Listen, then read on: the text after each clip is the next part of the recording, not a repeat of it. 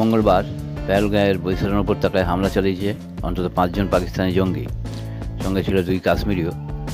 পাক জঙ্গিদের পরনে ছিল সেনার মতো পোশাক। কাশ্মীরি দুজনের পাটনি স্যুট, প্রত্যেকের হাতে AK-47 আর তাতে স্টিল স্টিপড বুলেট, ছিল বডি ক্যামেরাও।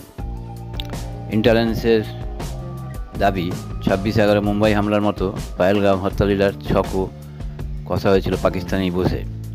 একটি সূত্রে দাবি করা হচ্ছে 2 কাশ্মীরি জঙ্গির নাম আদিল ঠাকুর ও আসিফ শেখ। তারা বীজবেহারা ও ত্রালের বাসিন্দা।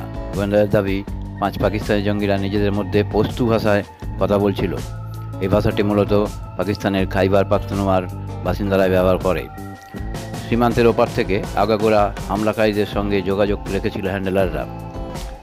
আর সেই কাজ করা হয়েছে পাক অধিকৃত কাশ্মীরের মুজফ্ফরবাদ ও পাকিস্তানের করাচির সেফ হাউস থেকে। ডিজিটাল ও ফরেন্সিক প্রমাণ সেই ইঙ্গিত স্পষ্ট। বুধবারই উপত্যকায় পৌঁছে গিয়েছে NIA টিম।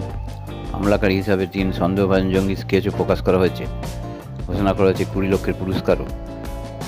ওই 3 জঙ্গির নাম আসিফ ফৌজি, সুলেমান শাহ ও আবু তালহা। অপারেশনে অবশ্য ব্যবহার করা হয়েছে কোড নেম মুসা, ইউনুস ও আসিফ। 3 জনই অতীতে পুঞ্চে সন্ত্রাসবাদী কাজকর্মে জড়িত ছিল।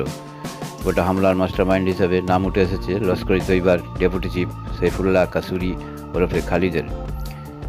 সে মুম্বাই হামলার মূল চক্রী তথা লস্কর প্রতিষ্ঠাতা হাফিজ সঈদের অত্যন্ত ঘনিষ্ঠ বলে পরিচিত।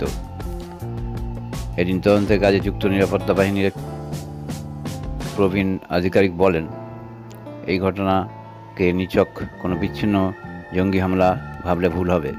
হামলাকারীদের নির্দেশ দেওয়া থেকে অস্ত্রশস্ত্রের যোগান সবই সীমান্তের ওপার থেকে এসেছে।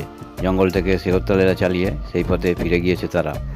জঙ্গিদের কাছে AK-47 সহ অত্যাধুনিক অস্ত্রশস্ত্র সরঞ্জাম ছিল বডি ক্যামেরাও। হেলমেটে লাগানো ছিল ক্যামেরা। হত্যালীলার ছবি পৌঁছে গিয়েছে সীমান্তের ওপার পাক হ্যান্ডেলারদের কাছে।